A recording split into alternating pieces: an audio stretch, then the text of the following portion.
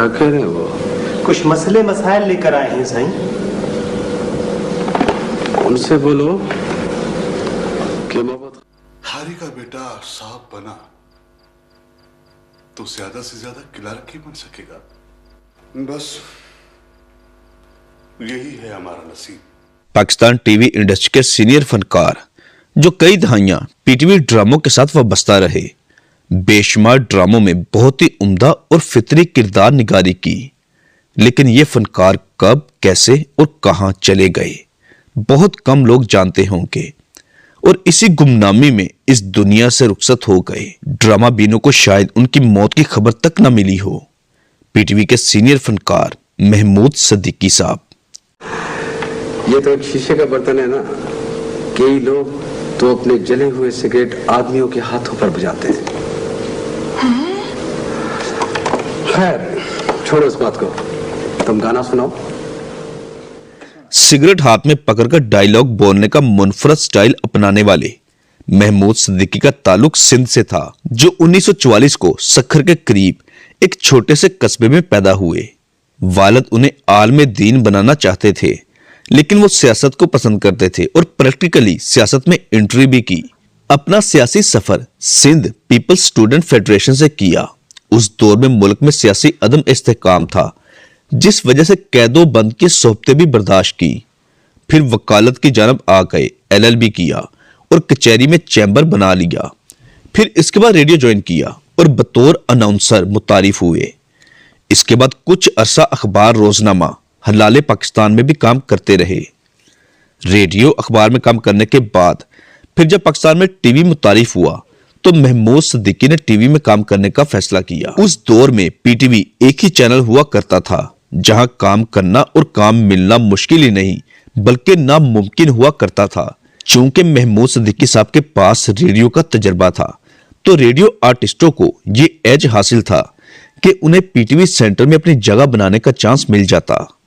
सिंधी ड्रामों से कैरियर की शुरुआत की। पहले सिंधी ड्रामे का नाम था बदमाश, इसके बाद जीनत, गिलनवार चौकरी, तलाश और रानी जी कहानी जैसे ड्रामों में काम करके पहचान मिली। ड्रामा सिल रानी जी कहानी, जो कि सिंधी ड्रामा था, जिसे बाद में दीवारे के नाम से उर्दू में पेश किया गया।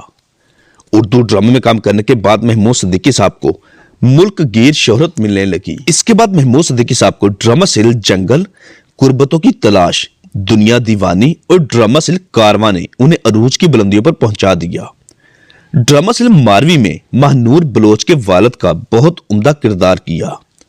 ड्रामा सिल कारवां में बेहतरीन अदाकारी पर पीटीवी की जानब से बेहतरीन अदाकार का अवार्ड अपने नाम किया। ड्रामा सिल कारवां एक मास्टरपीस ड्रामा था जो 1985 में पीटीवी की जीनत बना। इसी ड्रामे से महमूद सदीकी साहब बामे अरूज पर पहुंच गए।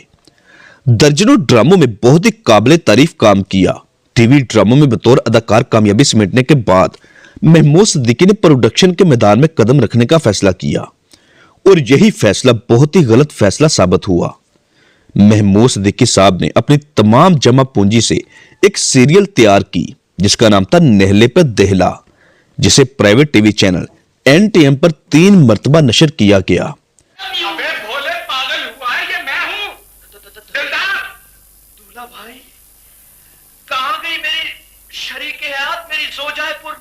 लेकिन इस चैनल ने उस ड्रामे की मद में सिर्फ 10% रकम अदा की।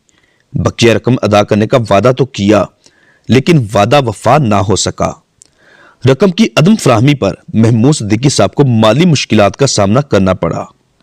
महमूद साहब ने उस ड्रामे से वाबस्ता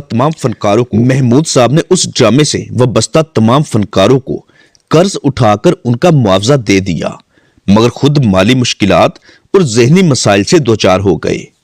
इसी परेशानी में बीमार रहने लग गए, क्योंकि चैनल इंतजामिया ने उन्हें सिर्फ 10% रकम अदा की थी, लेकिन बकिया रकम के लिए वादा वईदी करते रहे। फिर अचानक इसी परेशानी में 4 अगस्त सन 2000 को उन्हें इन्हीं मसाइल की वजह से हार्ट अटैक हुआ और इस दुनिया से चले गए। कराची के डालमिया के नजदीकी कब्रिस्तान में सुपुर्द-ए-खाक कर दिया गया। सोगवारान में बेवा और 3 बच्चे छोड़े। बच्चों का टीवी इंडस्ट्री से कोई भी ताल्लुक वास्ता नहीं। महमूद सदीकी साहब की फैमिली कराची में रहती है, जबकि उनको हमसे बिछड़े 22 साल गुजर गए। अल्लाह पाक से दुआ है कि अल्लाह पाक महमूद सिद्दीकी साहब की मगफरत फरमाए और उनके तमाम सबीरा कबीरा गुनाह माफ फरमाते हुए उन्हें जन्नत में आला मुकाम अता करे। दोस्तों, एक बार सूरह फातिहा और 3 बार सूरह अखलास पढ़कर महमूद सिद्दीकी साहब की रूह को लाजमी इसाले सवाब कीजिएगा। अगर आप पाकिस्तान के मजीद गुमनाम फनकारों के मुतालिक जानना चाहते हैं तो इसी वीडियो के डिस्क्रिप्शन में पाकिस्तानी एक्ट्रेस बायोग्राफी के नाम से प्ले लिस्ट का लिंक दिया गया है, जिस पर क्लिक करके आप बेशुमार पुराने चेहरों के मुतालिक जान सकते हैं। स्क्रीन पर आप ये जो थंबनेल देख रहे हैं, ये वीडियोस हमारे इसी चैनल से अपलोड हुई हैं। अगर इनमें से किसी को भी देखना चाहते हैं तो उस प्ले लिस्ट का लाजमी विजिट कीजिएगा, जिसका नाम है पाकिस्तानी एक्ट्रेस बायोग्राफी। मिलते हैं दोबारा एक अच्छी वीडियो के साथ। अपना ख्याल रखिएगा। अल्लाह हाफिज।